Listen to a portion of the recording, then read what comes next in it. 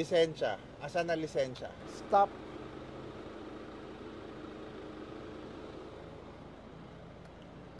Boss, ano yun? Lisensya. Ah, bakit Asan na po? lisensya mo? Anong meron? Ha? Bakit po? Anong meron? Lisensya mo, may violation ka. Lisensya mo. May violation ka eh. Ano po yun? May violation ka kasi nga, yung makeup mo, hindi pantay. Tingnan mo yung makeup mo. Tingnan. Pantay ba yan? Pantay Tingnan naman mo, hindi pantay yan makeup mo. Okay Violation na makeup yan. ko. Ang ganda ko kaya. Anong ganda? Tingnan mo nga itsura mo, tingnan mo. Oh, Oo.